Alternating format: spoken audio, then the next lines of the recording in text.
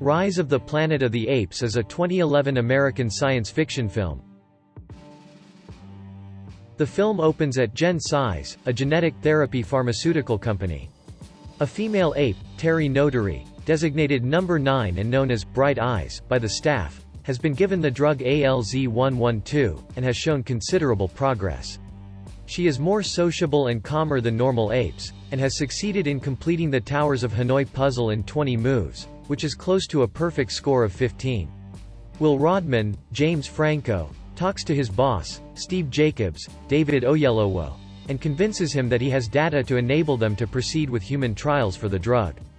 The next day, Rodman and Jacobs appear before the board of directors in the Gensis conference room. Will explains that the new drug causes neurogenesis, the growth of new brain cells, something that doesn't typically happen after birth, and may heal any number of degenerative brain disorders, such as Parkinson's or Alzheimer's. The only side effect is that the subjects exposed to the drug have a green sparkle to their eyes. Back in the lab, the senior ape caretaker, Robert Franklin, Tyler Labini, is having trouble coaxing Bright Eyes out of her cage. She acts aggressively towards Robert and the other helpers, and runs rampant through the building. The chase ends when she crashes through the glass window of the conference room and the building's security guards kill her.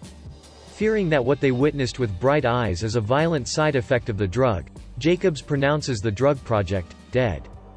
After returning to the lab, Robert shows Will a baby ape hidden in Bright Eyes' cell. This explains that their assumption was in error. Bright Eyes was not acting violently because of the drug, but to protect her child. Robert does not have the heart to put down the baby, and gives the task to Will. Unwilling to do so, he decides to take the baby home. Will returns home, where he lives with his father, Charles, John Lithgow. Charles suffers from Alzheimer's and needs care from a nurse when Will is not around. Charles playfully calls the baby Caesar. Caesar soon shows incredible progress, able to feed himself after only 2 days. He has apparently contracted the virus-based ALZ-112 from his mother. While Caesar has been showing mental growth, Charles's Alzheimer's is getting worse and he has an altercation with his nurse. Will takes a major risk and steals ALZ-112 from General Size. He gives a dose to Charles, and it appears it is a miracle drug when the next day, Will finds his father sitting at the piano, playing perfectly. Meanwhile, Caesar has grown enamored of watching the neighbors playing outside, and escapes out the window into their neighbor's backyard. However, his appearance frightens the neighbor's daughter, and her father, Hunsaker, David Hewlett, angrily attacks Caesar. Will and Charles manage to rescue Caesar, but not before Hunsaker has injured him.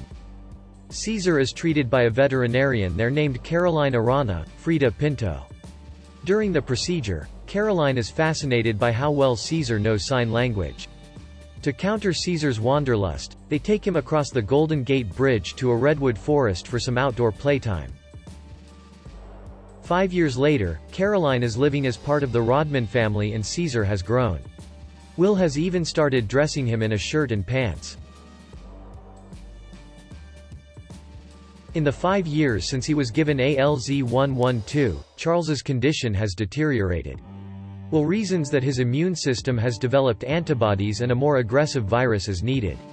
Will takes a risk by going to Jacobs, confessing his secret experiment with his father, and explains that the drug not only repairs cognitive damage but makes people smarter. He says he has reworked the virus and needs Jacobs to approve new animal testing. Back at home, Charles gets confused and wanders outside and into their neighbor's car. He attempts to drive it, but ends up damaging it. Caesar watches this from his window in the attic. He attacks Hunsaker, throwing him to the ground, jumping on him, beating him, and finally biting off a finger. The incident causes Caesar, by court order, to be taken to a primate sanctuary by animal control. The sanctuary proves to be tough on Caesar during his first days. It is run by John Landon, Brian Cox, with the care of the animals supervised by his short-tempered and abusive son Dodge, Tom Felton.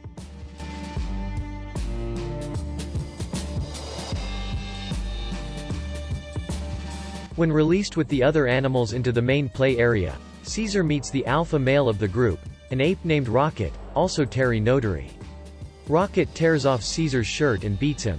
The sanctuary ships 12 apes to Gen size for the testing of the newer version of ALZ-112, which is named ALZ-113. Will is once again in charge of the testing, and chooses a rather harried ape named Koba. However, Koba struggles, and the hose comes off the machine. Almost everyone in the lab has their breathing masks on, except Robert, who is accidentally exposed. That night, Will takes some of the ALZ-113 home to treat his father. Charles refuses the treatment, and dies that night in his sleep. Sometime afterward, Dodge brings some of his friends into the cage area at the sanctuary, where Caesar manages to steal a pocket knife from one of the visitors.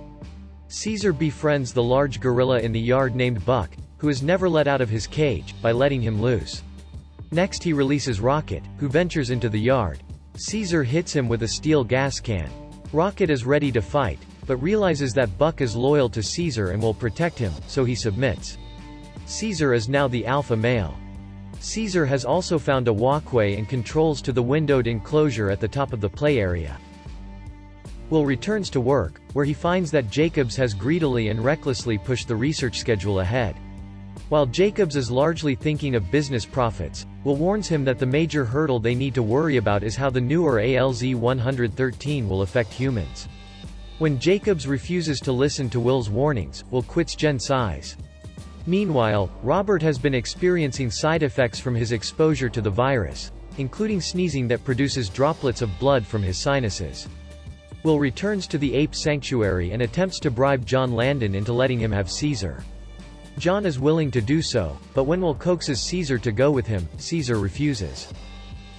That evening, Caesar busts out through the window he found and goes back home. He steals ALZ-113 from Rodman's refrigerator and gives it to the apes at the preserve. That night, the apes are returning to their cages, but Caesar balks, confronting and defeating Dodge in the yard. When grabbed, Dodge says, "Take your stinking paws off me, you damn dirty ape." Caesar speaks audibly, for the first time, shouting, "No!"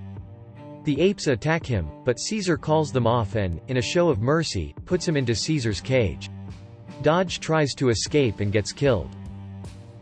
At dawn, Will calls to check on Caesar but receives no answer. Driving over to investigate, he finds the facilities wrecked, the apes gone, and the ALZ-113 canisters open in the cage areas. Meanwhile, the apes are making their way across town. Caesar divides them into two groups. Buck goes with one group to the zoo to liberate the apes there, while Caesar leads the second group to Gen size. Later on, a woman in Robert's building finds Robert dead.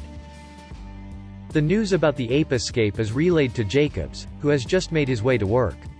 He finds that Caesar and the other apes have taken over the building and freed the 12 ALZ-113 test subject apes. The police are called in. Jacobs boards a police helicopter as Caesar and Buck's groups join forces, now some 50 to 60, chimps, orangutans, and gorillas strong. However, the apes seem to be intentionally preventing the deaths of humans they encounter. Will and Caroline have heard about the rampage, and upon learning that the apes are headed for the Golden Gate Bridge, they surmise that Caesar is leading the apes to the redwood forest.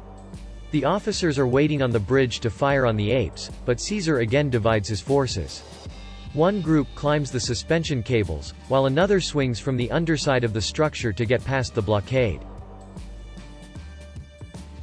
In the helicopter, Jacobs catches sight of Caesar and orders the men to shoot at him, reasoning that the death of Caesar will call off the others.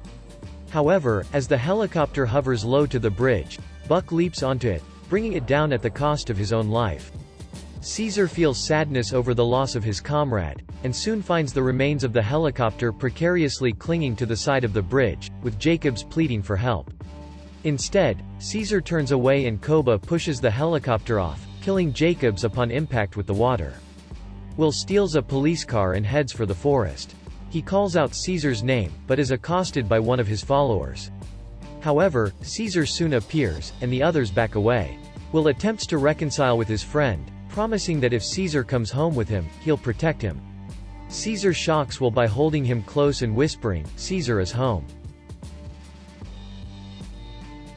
Will watches as Caesar and several other apes climb up into the trees and survey the forest, and the world beyond.